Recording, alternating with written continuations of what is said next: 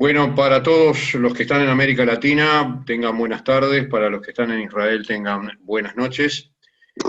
Sus micrófonos, como ustedes saben, los que han seguido todos estos ciclos que hemos realizado desde el mes de abril, ya vamos 5 meses, los micrófonos están mudos, pero ustedes pueden escribir preguntas, comentarios en el chat, eso queda para el final de la discusión.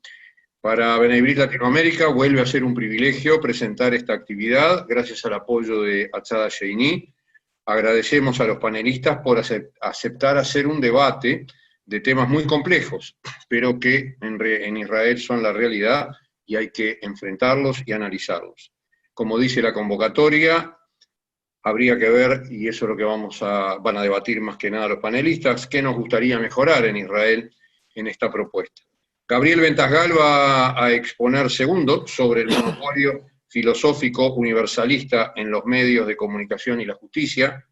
El profesor Udi Manor va a exponer tercero sobre la inestabilidad del sistema político israelí y su liderazgo.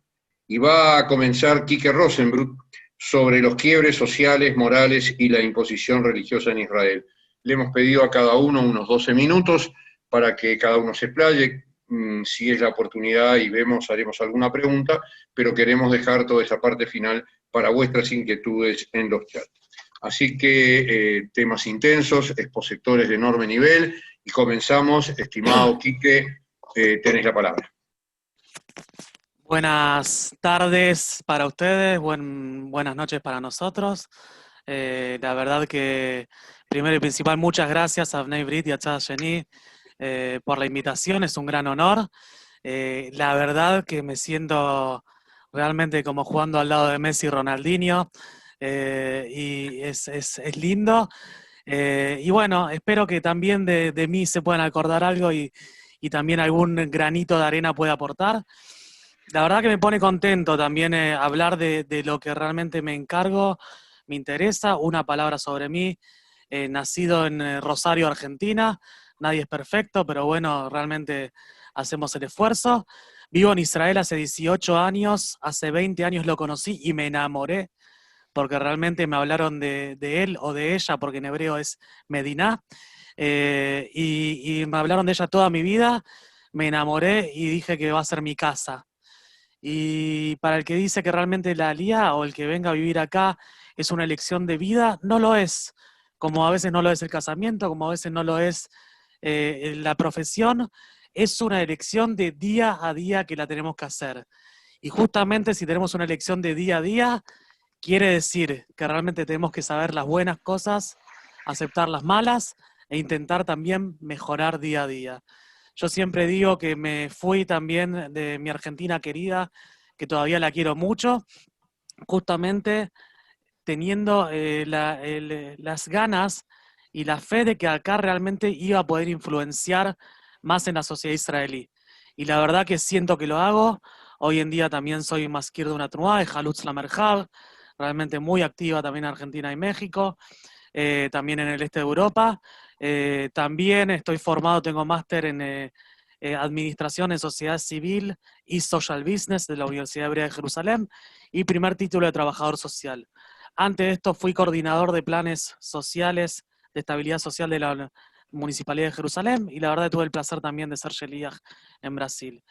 Y adentrando, ya que tenemos poco tiempo, realmente, hablar de historia de Israel, y no podemos llegar ahora a las manifestaciones si no entramos y entendemos un poco de historia. Y resumiendo, y disculpen que voy un poco rápido, sabemos que Israel desde las Aliot Rishonot, desde las primeras Aliot venidas de Europa, ¿okay? A un país totalmente oriental, en su momento poblado por falayas, por árabes, realmente primero el Imperio Otomano, después un mandato británico que intentó realmente occidentalizar Medio Oriente, pero no llegó a todo. En el 48 realmente se declara un Estado que, a pesar de que realmente lo teníamos que declarar y estaban todas las condiciones para hacerlo, sabemos que todavía era un Estado que todavía es muy pobre, con muy poco apoyo mundial, porque teníamos más boicot mundial que apoyo, y realmente con muchas necesidades de realmente formarse y formar instituciones. Israel formó instituciones antes que el Estado, sea también gracias a la agencia judía, a la Organización Sionista Mundial, al Keren Kayemet, no hago propaganda, pero un poco contando. Y además de eso se fueron formando las instituciones por raíces ideológicas, ¿ok? En un momento hablamos con Gaby una vez de fútbol y hablamos que no solamente el fútbol, sino todo en Israel, desde la obra social hasta el banco que yo elegía, hasta el club de fútbol que yo iba a hinchar, iba a torcer, tenía una rama ideológica, sea socialista, sionista, sea revisionista, sea liberal, sea laica o religiosa. Y en ese sentido, yo quiero recordar una persona que nunca es recordada y para mí es una de mis ídolas del sionismo, y es justamente Henrietta Szold. Henrietta Szold es una mujer americana que decide hacer aliyá muy joven, y justamente ve que acá la gente también pasaba mucho hambre y también se morían de enfermedades. Sabíamos que había malaria, sabíamos que realmente en Israel no había mucho realmente por prosperar, y Henrietta lo que hace es funda una institución que justamente lo que empiezan a hacer es pasteurizar leche. Y al pasteurizar la leche, empiezan a ver que la gente tiene menos enfermedades, abren un centro médico, el centro médico se abre en el centro de Jerusalén, hoy en día está en Karem, está en Aratzofim, se llama Hadassah, y Henrietta Szold funda Mujeres de Hadassah y funda realmente el primer movimiento sionista, y ya había feminismo, ¿ok? Hace 100 años. Entonces podemos decir que realmente no es algo nuevo, y el sionismo también le dio mucho lugar. Después vienen las Tqufat Hatzena, las épocas de hambruna, los primeros gobiernos realmente de Ben Gurión. En los años 70 tenemos las primeras demostraciones del público realmente de Oriente o judíos orientales, sefaradim, donde realmente se empiezan a manifestar socialmente en contra de las políticas realmente de los gobiernos. En su momento era un gobierno de centro izquierda, lo que era también Mapai, y entendemos que esas manifestaciones, primero en principal, que también empiezan con la leche, porque empiezan robando leche botellas de leche en calles de Jerusalén, en Musrara, en Katamon, y después por todo el país, llevan a no solamente un gran movimiento que fueron los Panteras Negras israelíes, así como pasaba también en Estados Unidos y en otros lugares, sino también que en el 77 se hace la primera revolución política en Israel, donde se cambia de un gobierno realmente que había liderado casi 30 años a un gobierno que era la oposición. No voy a entrar acá en ideologías derecha-izquierda porque realmente hablo de que realmente las manifestaciones también hacen lo suyo. Y en este sentido hablamos de Ashkenazim y Sefaradim, hablamos de población árabe. Hasta esa época realmente no había tanta fragmentación, pero sí había sectores que eran más relegados que otros. En los 85, en el gobierno de Pérez, si no me equivoco, se da una de las peores crisis también económicas de Israel, cae la bolsa, ahí afecta también mucho a los modelos kibutzianos, socialistas, de bienestar social, y el país le abre las puertas al liberalismo. En ese sentido, muchos lo ven para bien, otros lo ven para mal, pero el Estado que se forma como bienestar social empieza a cambiar y empieza justamente a tomar otros rumbos. En el gobierno de Rabin del 90, muchos lo recuerdan por la parte de tratados de Oslo, pero Rabin lo que hace también a nivel económico occidentaliza mucho Israel. Los que han visitado muchas veces Israel saben que hasta los 90 Israel era un país muy, muy, muy de Medio Oriente, muy oriental, y en los 90 empieza a occidentalizarse. No, en el 71 visité en el 2000 la primera vez, pero empieza a cambiar y a abrir mucho la economía de Israel.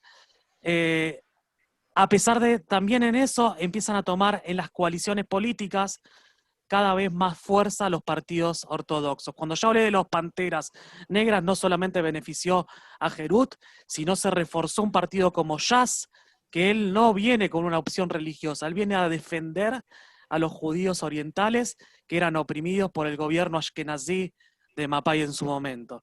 Entonces entendamos que también la ortodoxia comienza a crecer. Tenemos por un lado allá sefaradí, por el otro lado Yahadut Torah ashkenazí, y en eso, dentro de eso, muchas fragmentaciones también. Y va pasando los años 2000, en el medio realmente entramos en las intifadas, eso pega mucho a nivel económico en Israel, se hacen muchos planes también, además de seguridad de nivel social, como Wisconsin, que era un plan para retomar el trabajo. Cuando Bibi Netanyahu era ministro de Economía en ese entonces, realmente se hace un programa realmente para retomar trabajo, sin embargo no da resultado y el país todavía realmente no sabe cómo salir de esa crisis. Fines de los años realmente del 2000, antes del 2010, el país empieza realmente a mejorar. Y desde el 2009 hasta ahora que tenemos los gobiernos de Bibi Netanyahu, por un lado sabemos que el país pega un salto económico impresionante, mucho más potenciado de lo que fue en su momento con Rabin. El país se abre mucho más económico, abre los cielos, abre todo lo que tenga que ver con tecnología, y paralelamente las brechas sociales empiezan a abrir mucho más. ¿Por qué? Porque paralelamente las bases de bienestar social también se empiezan a descascarar o desmoronar.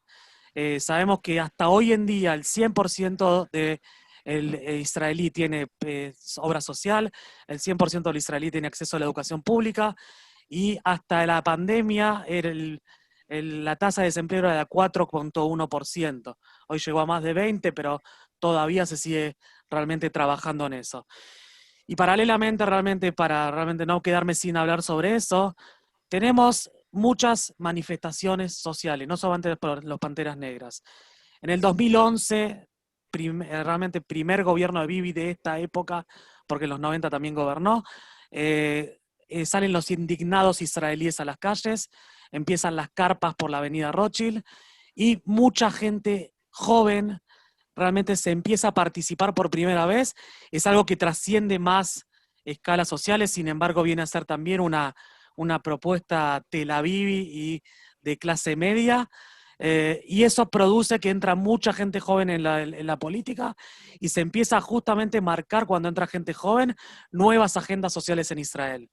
La agenda LGBTQ+, empieza a marcarse. Hoy en día tenemos hasta ministros también realmente que son homosexuales en Israel, algo que hace mucho tiempo ni se pensaba. Las mujeres empiezan también a participar más, y la ortodoxia también empieza a mostrar nuevas caras.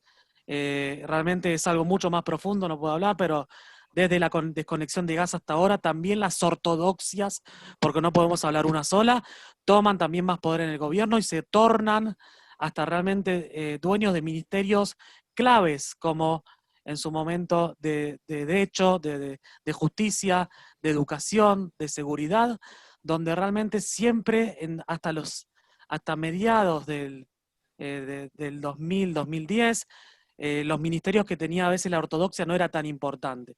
A veces el más importante que tenía era el del interior, que era quien manejaba también el tema de nacionalidad, conversiones y estatus. Y realmente las manifestaciones del 2011 generan un estilo de cambio, pero generan un estilo de placebo, porque todos los políticos que entraron en el 2011, desde Manuel Trachtenberg, que realmente vino a reformar toda la economía, lamentablemente no llegó a ser ministro de Economía, pero vino también en su comisión, desde otros muchos jóvenes, al 2020 muchos desaparecieron. Entonces quiere decir que no fue un cambio sustancial.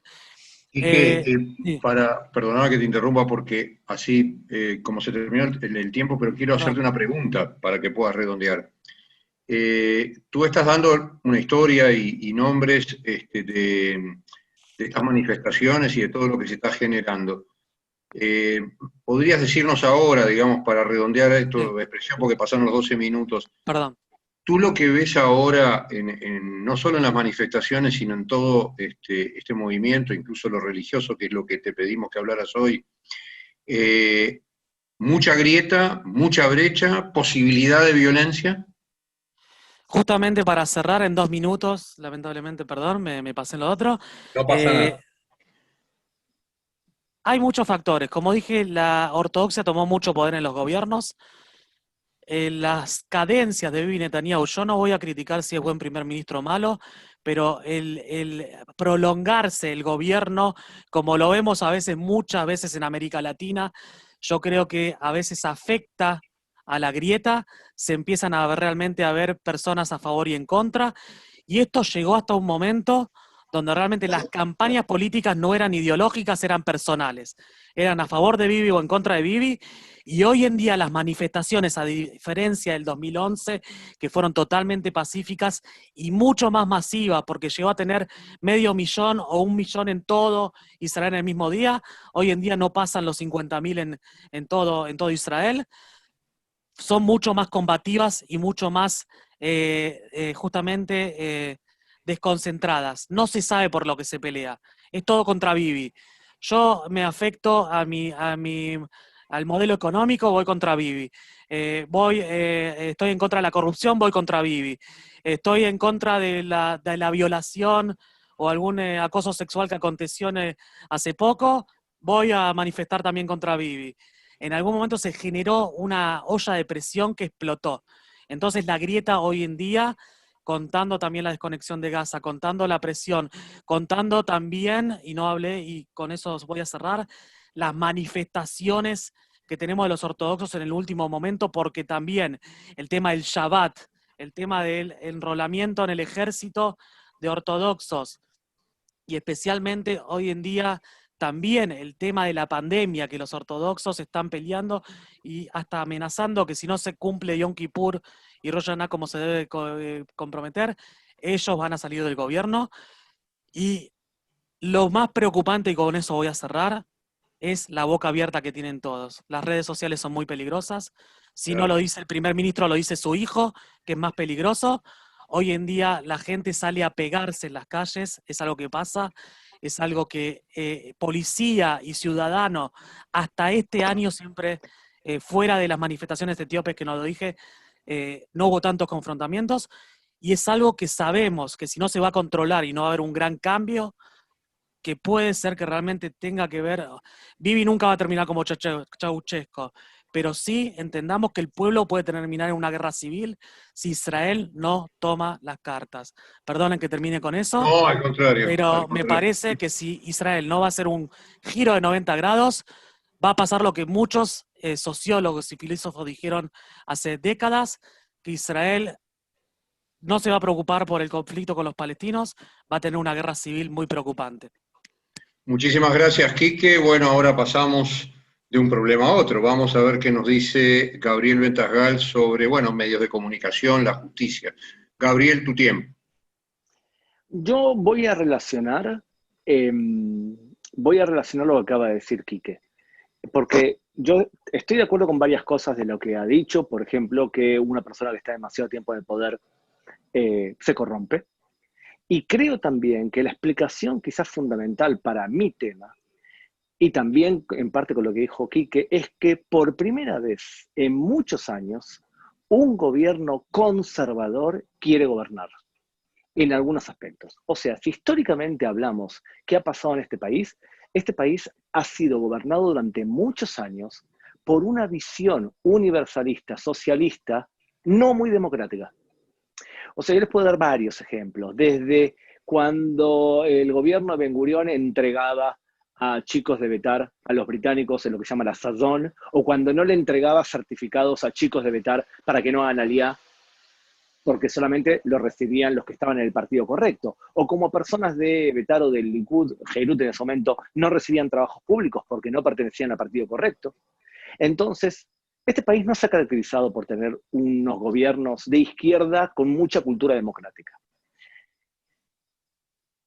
Lo que ha sucedido es que el país se ha evolucionado y hay ciertos temas que más o menos hay consenso en el país. Por ejemplo, hay consenso en el país que este tiene que ser un país capitalista desde el punto de vista de producción, con intervención del Estado para que no haya un desfasaje social, lo que Theodor Herzl llamaba mutualismo.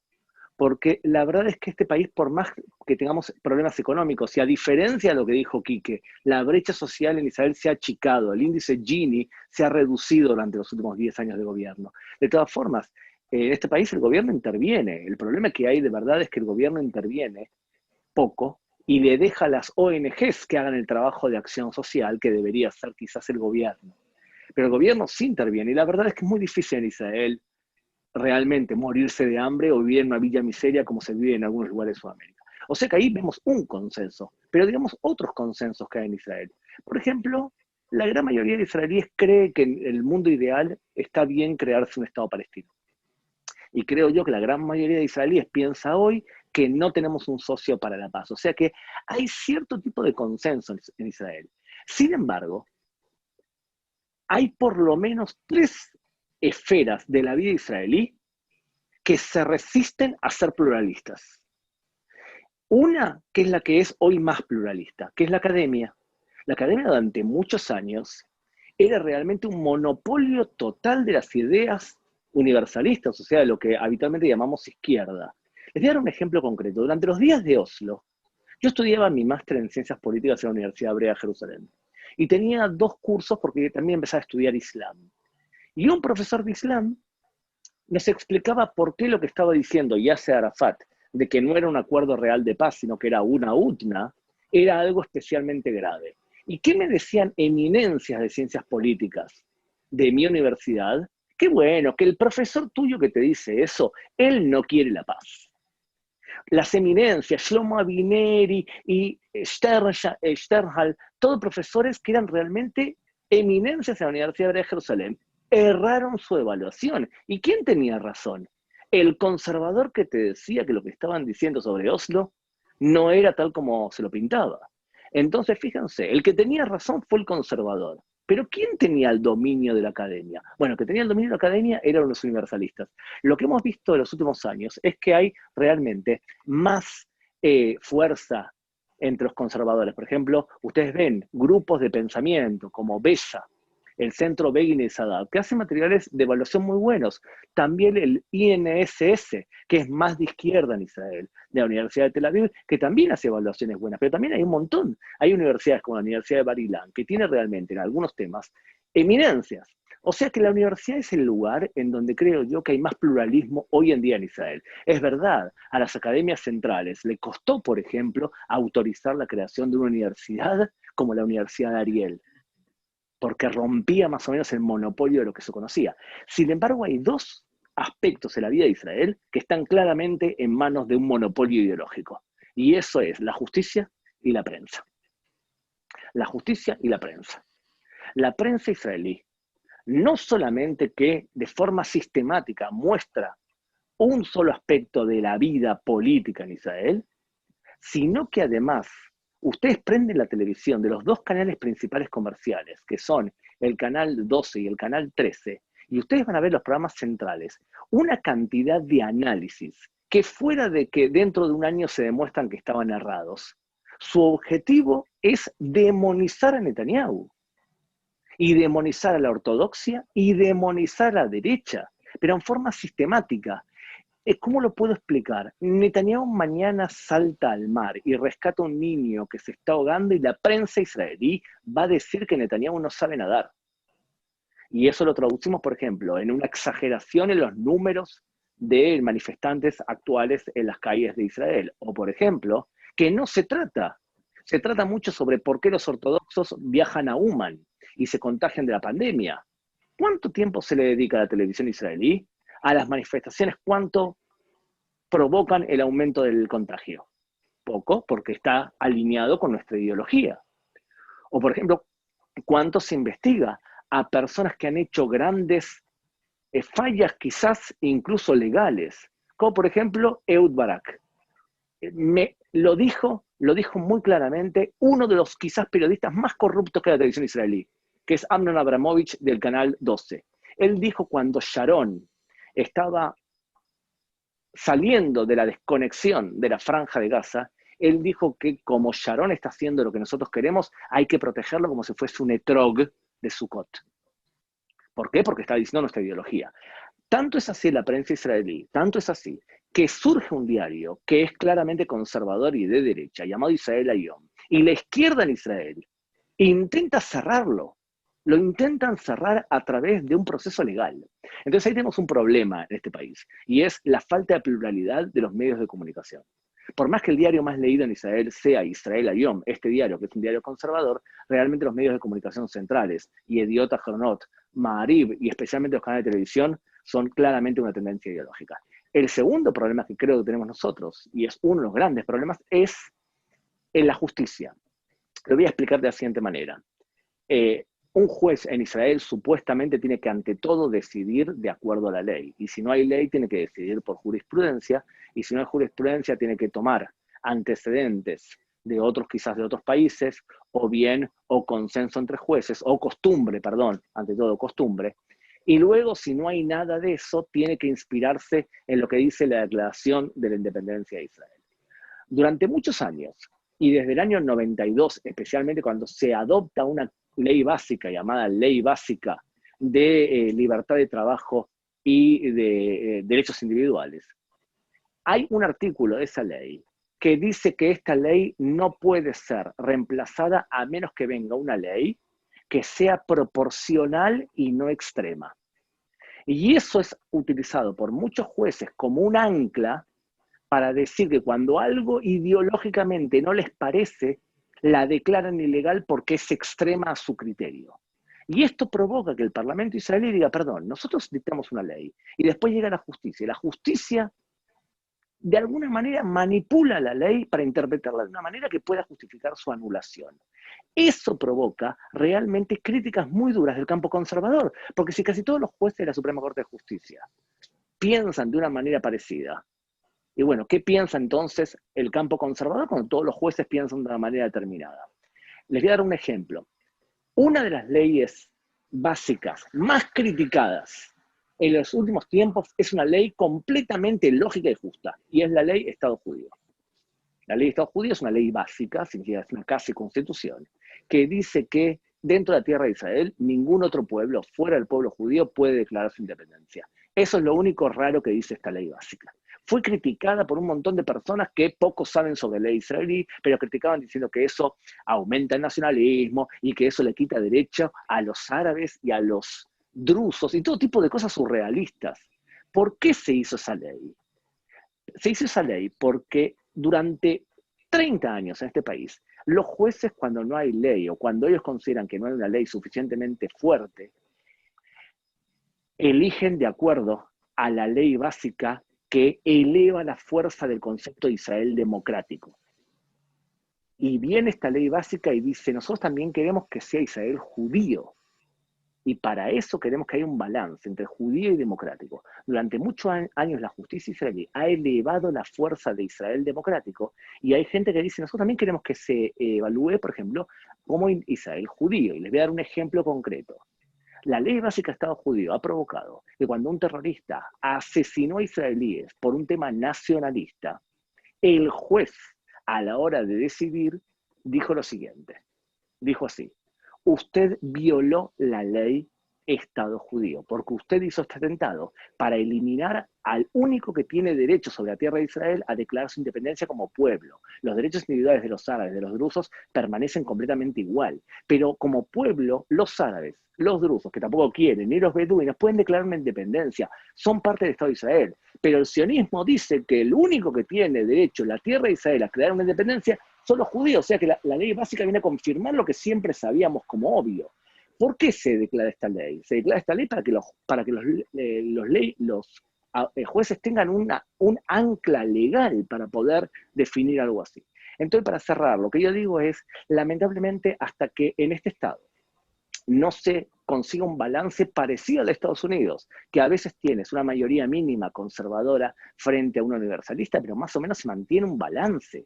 Cuando se elige un juez, se elige más o menos un juez que ideológicamente es muy parecido, o para que mantener un balance relativamente, por más que ahí el juez lo dicta y lo elige el presidente. Acá en Israel lo elige una comisión en donde un amigo trae a otro amigo. Y de esta forma tenemos que, en forma sistemática, desde que el último juez conservador, que fue Meir Shamgar, desde que el último juez conservador dejó de su cargo, desde que entró Aarón Barak como presidente de la Suprema Corte de Justicia, este país se ha convertido en que la Suprema Corte de Justicia se ha transformado en un vocero ideológico determinado. Y es por eso que el nivel de confianza de la gente en la justicia hoy ha descendido muchísimo. Muchísimo. Si ahora ustedes relacionan lo que acabo de decir ahora con la investigación a Netanyahu. ¿Qué va a decir entonces una persona conservadora cuando ve que investigan a Netanyahu por haber recibido una buena cobertura mediática y no investigan, por ejemplo, a Tzipi Livni, que recibió una excelente cobertura mediática y que impulsó la ley para cerrar el diario Israel Hayom y a ella no la investigan? ¿Y por qué investigan a Bibi Netanyahu por lo mismo y a Tzipi Livni no? Una persona conservadora va a decir... Vamos cerrando. Una persona conservadora que va a decir, bueno, no la investigan porque justamente no concuerda ideológicamente. Y yo creo que, entre otras cosas, es verdad, la gente se queja contra Netanyahu con mucha razón, pero no descarten que estamos viviendo en Israel un paso del poder entre personas que ahora los conservadores quieren gobernar de verdad en lugares donde antes no gobernaban, la justicia y la prensa. Gabriel, antes de pasar al profesor Manor, lo que dijiste es muy claro sobre justicia, lo que dijiste es bastante claro sobre medios de prensa. ¿Vos dirías que la población israelí sigue en forma a los medios de comunicación como guía política o la población en general no se deja maniatar por los medios? La población hace tiempo que tiene desconfianza de la prensa en general. Y la población en Israel es más conservadora que los medios de comunicación. Entonces mucha gente ve los medios de comunicación para enojarse. Y pasa algo rarísimo en este país. Mañana viene Lieberman y critica a Netanyahu y la prensa va a transformar a Lieberman en su protegido. Y eso va a provocar que Netanyahu gane más fuerza. Fíjate cómo funciona. Clarísimo. Para todos, para Atzad Sheini, para la Bnei Brit, para este panel, es un honor recibir al profesor Udi Manor, que, bueno, ahora nos va a hablar en sus 12 minutos sobre la inestabilidad del sistema político israelí y su liderazgo. Profesor Manor. Bueno, gracias por recibirme y espero que me escuchen, alguien que me haga así, que me escuchan. Sí, está perfecto. Sí, perfecto, muy bien, muy bien. Bueno, para mí es un gran desafío no solamente pelear con el castellano perfecto de Quique y de Gabriel, sino de resistir a los comentarios que quiero hacer directamente, las cosas que dijo Quique sobre la historia social de Israel, y peor todavía, de las cosas, algunas barbaridades que dijo Gabriel, que menos mal que nos amigamos hace poco y tengo siento suficientemente cómodo para decir que, Gabriel, muchas cosas que vos dijiste, parte del problema y no parte de la solución, y más que todo con la historia. Estás un poco distorsionando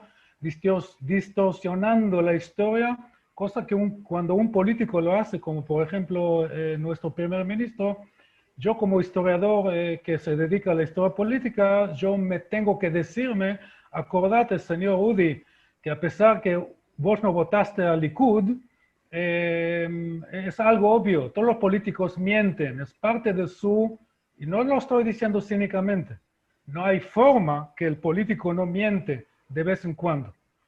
Ahora, cuando los intelectuales empiezan a hacerlo, justamente lo que dijiste, Gabriel, contra las universidades y más que todo contra la prensa, cosa que estoy totalmente de acuerdo, pero tenemos que estar muy correctos cuando analizamos la historia, como cuando pretendemos presentar una historia más correcta. Bueno, ya perdí 2 minutos en decir lo No hay problema. que no iba a decir porque mi intención fue, ya que estamos, acá ya estamos mañana y tengo que levantarme por razones que no voy a entrar en 4 horas, así que voy a aguantar al tema que yo comprometí. Voy a hablar como historiador del sistema político israelí, que lamentablemente la mayoría de los israelíes no lo entienden. Aunque lo conocen, no lo entienden.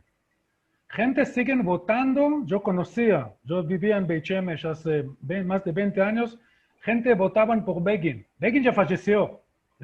Como en Argentina hay gente que votan Perón. Falleció. Señores argentinos, falleció Perón. Pero bien, si estamos hablando de un sistema presidencial, bueno, pero en Israel no existe el sistema presidencial. Netanyahu no solamente que no fue elegido, no solamente que no ganó, no fue elegido. El sistema en Israel es que la gente votan por partidos. Y el partido Likud ganó 25%, y según el Excel que tengo preparado conmigo, 25% no es la mitad más uno como la hinchada de Boca, sino 25%, nada más. Y el sistema político de Israel, del Estado de Israel, que está basada en el sistema político del movimiento sionista, es un sistema parlamentarista multipartidista. Y se hace por coaliciones. Y la gran diferencia entre Shamir, estoy yendo para atrás, desde Shamir, Begin y antes, por supuesto, los primeros ministros del Partido Laborista yendo para atrás, Weizmann yendo para atrás a Herzl, es que ellos entendían las reglas del juego tratando de armar el consenso mejor adecuado a los desafíos que Israel o el movimiento sionista tenía en cada minuto. Lo que hace nuestro primer ministro en este momento está utilizando las contradicciones que hay en este sistema, porque no es un sistema perfecto, no hay ni los Estados Unidos, que es una barbaridad, cosa que pasa en Estados Unidos no puede pasar en Israel, cierre de gobierno no puede pasar en Israel, Dios me libre, cosa que hicieron los republicanos a Obama o lo que hacen demócratas a Trump. Eso no existe en Israel, cierre de gobierno, no existe. Entonces, no hay que tomar ejemplos de este manicomio que se llama Estados Unidos. Pero volviendo al tema, o sea, lo que no existe un sistema perfecto, lo que hace este actual primer ministro es utilizar las contradicciones que son parte inherente del sistema para romper todo el mecanismo que se llama, lo que se llama desde el siglo XVIII o XVII, es un concepto bien judío que está en el libro de Nehemiah, ¿okay? El pacto social, Amaná Chevratit. Sin Amaná Chevratit no hay nada. Y sin Amaná Chevratit, ¿qué? Vamos a llegar a una guerra civil. No creo que vamos a llegar a guerra civil porque los judíos son demasiado vagos para eso. No tenemos el deseo de sangre. Bueno, pegar un poco de pavadas. Comparando como historiador, comparando con lo que pasó a gente acá, hay un futuro político israelí, Yair Golan. Él habla de que él tiene en 2016, dijo, hay procesos que me recuerdan de hace 80 años, como la República de Weimar, cuando fueron asesinados de ambos lados, de la derecha, de la izquierda, centenares fueron asesinados. Bueno, en Israel se pegan un poco y gritan y después se abrazan y van a comer un hummus. Así son los judíos, por bien o por mal. No creo que va a haber guerra civil. Pero la guerra civil no es la peor amenaza al futuro de Israel. La peor amenaza es la quiebra de la Amaná Chevratit. La quiebra de la Amaná Chevratit se hace por mentiras. La quiebra de la Amaná Chevratit se hace por profesores que están tapando a Arafat, presentándolo como gran héroe porque él firmó la paz y recibió el premio de Nobel. Eso se llama mentira. Y si las mentiras están en Israel, también se llama mentira. Y si Ton Haaretz hace mentiras, también es mentira. Y si un intelectual presenta en la época del Sezón, en la época que Gabriel lo presentaste, es una mentira, perdóname. Te aprecio mucho, todo bien. Vamos a quedar amigos. ¿Querés que te diga los nombres que Ben Gurión mandó a ejecutar? ¿Querés que te diga los nombres de los soldados del Etzel que fueron entregados para los británicos? No me va a decir eso porque eso no es la cuestión. La cuestión es el contexto. Las herramientas que usan en determinado momento histórico pueden ser juzgados solamente en relación al contexto y la problemática histórica de aquel momento. Y no tenemos tiempo para entrar, porque yo quiero volver a hablar del tema que me tocó. Tratar de explicar una vez por bien qué es el sistema, qué son sus debilidades y qué son sus ventajas, y por qué nació así. ¿Por qué en 1920, hace 100 años, es increíble, estamos cerrando un ciclo, hace 100 años, en 1920, cuando hicieron la primera vez las elecciones para lo que se llama Knesset Israel, o sea, digamos, la constituencia de los judíos en Eretz Israel, que eran en aquel momento no más de 100,000, estoy exagerando, habían 26 partidos. No solamente que habían 26 partidos, los malditos Haredim decían que nosotros no participamos en las elecciones de los sionistas, porque son sionistas. Y Weizmann dijo, yo para quedarme bien en frente de los británicos debo presentar una cara conjunta, porque si no, no soy un movimiento nacionalista. Si una parte, en este momento un tercio de los judíos en Eretz Israel no son sionistas, son contrasionistas. Entonces, ¿qué dijo?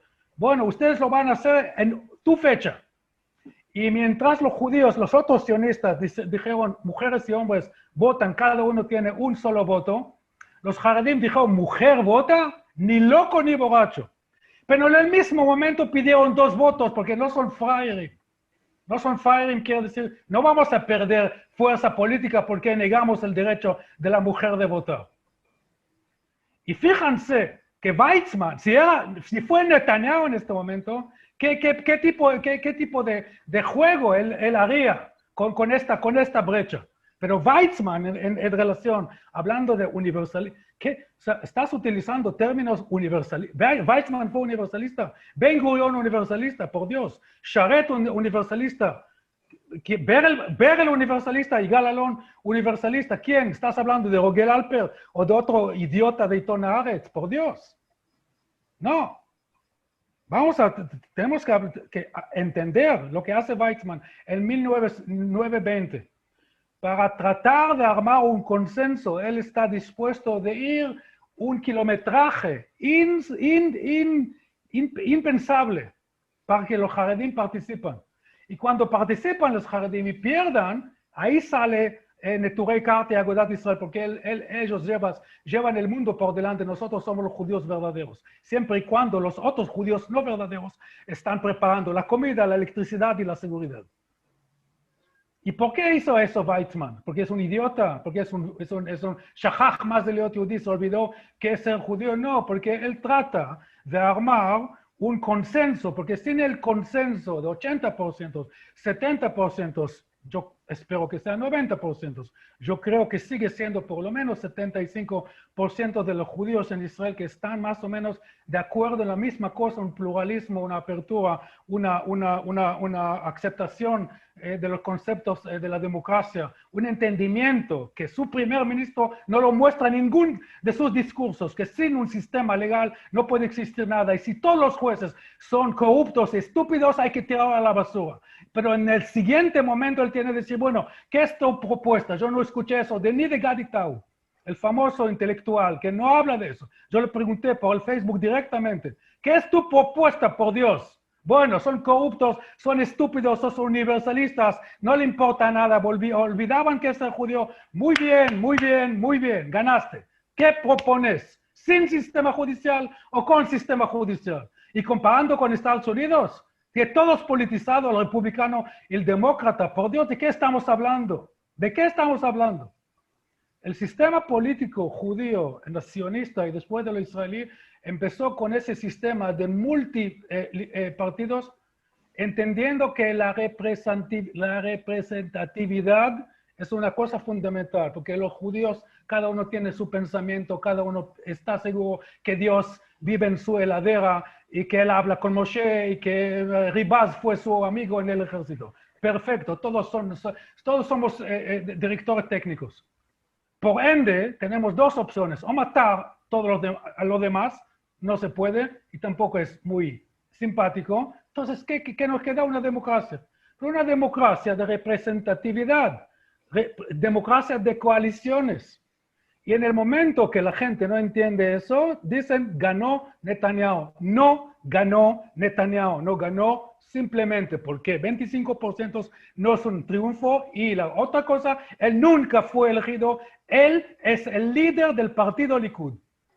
En el año 1969, eso fue el momento histórico en la política israelí donde el partido Maharaj, que no fue un partido, fue el Partido Laborista, que fue una mezcla de Ahdut Avoda, de Rafi y de Mapai, centro de izquierda, izquierda de la izquierda y derecha de la izquierda, para decirlo así, son Dayan y Pérez, que son los gran influyentes, ellos inventaron el fenómeno Netanyahu. En ese sentido, Netanyahu no inventó nada, él lo está haciendo mucho mejor, porque él sabe cómo utilizar la prensa, porque hoy tenemos redes sociales y su hijo, Dios me libre, este hijo, una vergüenza, ¿ok? Pero no vamos a hablar de eso. Volviendo a 1969, en este momento el Maharaj, que fue el Partido Laborista, con estos tres partidos, y el Mapam, juntos tenían 56 bancas. 56 bancas es todavía menos de 61. Y siempre todos los gobiernos en Israel tenían que ser gobiernos de coalición. Y la coalición significa compromiso, concesión. No sé, compromiso porque estoy usando la palabra en inglés, compromise, nunca me olvido, nunca me acuerdo cómo se dice compromise en castellano. Pshara, ¿cómo se dice pshara, Gabriel? Compromiso. Compromiso es correcto. Sí, Para bueno. ir cerrando, Udi, porque Sí, se nos van sí. los minutos. Está perfecto. Entonces, cierro. Para armar un gobierno en Israel hay que llegar a un compromiso. El compromiso significa que todos tienen que ceder algo. En el momento que el primer ministro está utilizando las barbaridades, en esto estoy totalmente de acuerdo con Gabriel y soy mucho más extremista que en él, mucho más radical. En mi rechazo a la prensa israelí, yo no lo toco. Ni puedo prender la tele, canal 12 o 3, ni puedo hacerlo. Mi psicólogo no me permite, No leo diarios, yo leo libros de historia para mantener mi sanidad mental. Pero el problema se dice, acá en la calle dicen, Adag Masriach Ma'arosh. Amevugar Achaí, el adulto responsable no puede ser Rogel Alper, ni el maldito Shoken, ni un pelotudo, perdónenme la palabra, de la Universidad de Ben Gurion. Solamente el líder del momento. Se llama Herzl, Weizmann, Ben Gurion, etcétera, etcétera, y hoy se llama Netanyahu. La responsabilidad le cae a él. El compromiso que hay que tener para armar un gobierno como la gente, para enfrentar los desafíos verdaderos que tenemos. Que la pandemia, que es una vergüenza como lo estamos como país tocando en este momento, y la cosa de la pandemia que se llama Irán, que es una pandemia mucho peor que la corona. Udi, ¿tú dirías que entonces el sistema democrático israelí es inestable, es débil?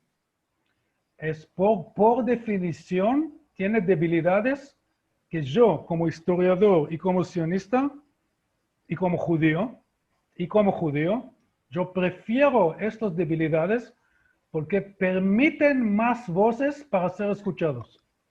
Y Dios me libre si vamos a transformarnos vamos a adoptar el sistema americano, que es un sistema enfermo, y la única cosa que tienen fuerte es la Constitución, que mantiene todavía este manicomio que se llama Estados Unidos.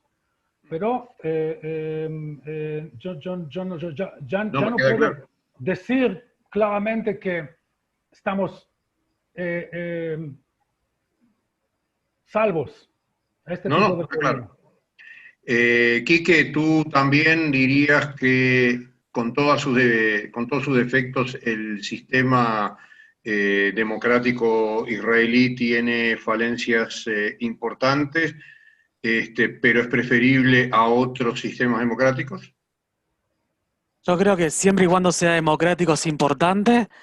Yo creo que Israel probó en algunos momentos cambiar el modo de elección, pero no se probó el modo de gobierno. Yo creo que estamos en hora de repensar el tema del modo de gobierno y creo que hoy en día los partidos están muy atados a los electores y se ve como a veces no hay planes de participación. Ahora, como dijo Udi y Gabriel, también el tema de la pandemia, yo veo que no hubo una participación de todos los partidos participando de eso. Quedó muy personalista. De 120 personas que están en la Knesset, no más de 4 personas se encargaron del corona en Israel. Desastre. Visto de afuera, por lo menos un desastre. Gabriel, la misma pregunta para ir cerrando digamos, este debate que realmente nos apasiona a todos, pero bueno, el tiempo corre y para ustedes es madrugada. Así que, Gabriel, el cierre. A ver, lo que hay que entender es una cosa. A diferencia de otras sociedades, esta es una ciudad multifraccionada. Tenemos por lo menos diferencias entre Ashkenazim y Sfaradim, entre árabes y judíos, entre religiosos y laicos, entre izquierda y derecha económica y entre palomas y halcones. Por lo menos tienes 5 fraccionamientos. Cuando tú tienes una sociedad tan fraccionada, no te queda otra que imponer un sistema de alianzas parlamentarias. Nunca ningún partido en Israel nunca recibió mayoría. El partido que recibió más votos fue casi Mapai en las elecciones del 59, que estuvo cerca de tener mayoría absoluta. Pero cuando mi amigo Udi dice Netanyahu no ganó, la última vez que me fijé, el que estaba en el poder era Netanyahu, porque las coaliciones en Israel, tradicionalmente desde hace más o menos 20 años, son coaliciones basadas en que la ortodoxia y la derecha suelen ser mayoría. Y por lo tanto, si estos dos bloques, las elecciones de Israel son por bloques, hasta que no se rompan esos bloques, va a seguir así. Si los bloques derecha y ortodoxa reciben más de 60 diputados, el primer ministro de Israel no va a ser ni de centro ni de izquierda. Más aún, a pesar de que están manejando el tema, pésimo para mí, el tema del corona, si hay elecciones mañana, el bloque de ortodoxia, Likud y Yamina recibe bastante más votos de 60, por lo tanto volverían a formarse gobierno, aunque no ganasen. ¿Vos seguís pensando de que es preferible este sistema como democracia a otros sistemas, obviamente con todo lo que ustedes ya dijeron? Pero por supuesto, si cuando Israel intentó hacer una especie de Italia, que fue la elección directa del primer ministro, la gente en Israel es muy inteligente a la hora de votar. Votaba primer ministro en temas políticos y temas sociales votaba la Knesset. O sea que el primer ministro igual no podía gobernar. Este es el mejor sistema que tenemos para representar la naturaleza de la sociedad israelí. Si tuviésemos una sociedad más homogénea, quizá un sistema presidencialista funcionaría mejor. Pero no es la realidad es la que tenemos. Udi, Quique, Gabriel, Achada Sheini, Anabela, a todos, muchísimas gracias. Ha sido más que enriquecedor. Sí, Udi, decime. ¿Puedo decir algo? Sí, dime, yo después que hables tú, yo cierro. Sí. Otra vez, corrigiendo, Gabriel, fue en 69, no 59. 59, Mapai recibió 47 bancas, que fue el éxito más alto de Mapai como partido aparte. Después, ¿y los partidos satélites? No, bueno, satélites, a eso voy. ¿Los árabes que eran de Partido Laborista? No llegó a ser. El momento más alto, en esa cosa estamos de acuerdo. ¿Para qué pelear? Solamente por eso. ¿Sabes por qué judíos, cómo se define Akshan? No sé cómo se dice Akshan en castellano. Action. ¿Cómo se dice? Sí, no, creo que todos lo entendemos. Mejor no lo traduzcas. Ok, action. Decilo, Udi, ¿no? Action es el que sigue discutiendo después que ya llegaron a un acuerdo. Estamos de acuerdo que hay que armar, o sea, vos no estás en favor de un sistema americano y estás en favor de este sistema. Ahora bien, el hecho que Netanyahu es primer ministro, yo siempre con mis amigos, no tengo muchos, pero es una forma de decir, siempre estoy diciendo, Netanyahu es mi primer ministro, no personal, claro que no, tengo un auto particular, ¿no? Es como, hablando desde el punto de vista de judío sionista israelí, Netanyahu es mi primer ministro. Tuve un amigo en el Facebook y dijo, yo no pago impuestos porque yo... ¿Qué? ¿Vas a empezar una anarquía? Y después, cuando van del otro lado, ¿qué vas a decir? No, Netanyahu es el primer ministro, legal. Y todas las cosas que tú dijiste sobre el asunto judicial de él, 80% por lo menos Estoy de acuerdo. Y más de 100% la forma que la prensa está. Pero volviendo al sistema y volviendo al futuro de Israel, porque eso es lo que me importa, y estoy seguro que eso es lo que te importa a vos. Porque en ese sentido, creo que tenemos, desde el primer momento que enganchamos, por casualidad, siento que yo tengo ahí un compañero, o sea, un socio. Estoy hablando de vos. Quique, no te conozco suficiente. Mencionaste antes a Halutz al-Merhav. Hace 30 años fui shaliach en Halutz al-Merhav en Córdoba. No me pegó el cantito cordobés. Sí, el cantito cordobés no me pegó, pero nadie es perfecto. Como vos dijiste, llegué muchas noches a Rosario para arreglar las cosas porque la muchachada siempre hicieron cualquier estupidez, entonces me mandó el shaliach principal de Buenos Aires, me dijo, tenés que ir a Rosario porque los chicos hacen cualquier cosa. Bueno, fui, arreglé, volví a Córdoba, volviendo a Gabriel. Estoy seguro que tengo un socio en el Atzad Sheni que es mi lado. Nosotros dos y muchos otros, creo que más de 75, más de 90% quieren básicamente la misma cosa. Quieren tener una vida bien para sus hijos, quieren tener un estado seguro, quieren tener un honor, o sea, un kavod, se llama kavod, kuved, ¿ok? Kavod, sí. ¿Ok? Y el camino para Israel está alejándose. En este sentido, estuvimos de acuerdo los otros tres. ¿Ok? Entonces la cuestión es cómo mover a Israel un poco más, de la sociedad israelí que tiene tantas brechas, un poco más a una normalidad. Y ahí la coalición tiene que ser una coalición que es más del centro. Yo no tengo problema con el término derecha, yo no me autodefino con estos términos, menos en Israel, qué es derecha, qué es izquierda. No vamos a entrar, no hay tiempo para entrar a estos asuntos, pero el hecho es que en este justito momento, Netanyahu es primer ministro de una coalición que no tomó Yemina y que los Haredim están jugando en su egoísmo político que mencioné, que empezó en 1920. Llevan el mundo por delante y no le importa nada, y cuando dicen, nosotros somos los judíos verdaderos, guardamos la Ahdut Israel. ¿Qué Ahdut y qué Israel? Egoístas, sectorialistas. Ahora la cuestión es el líder, y Netanyahu es un líder, eso no hay duda.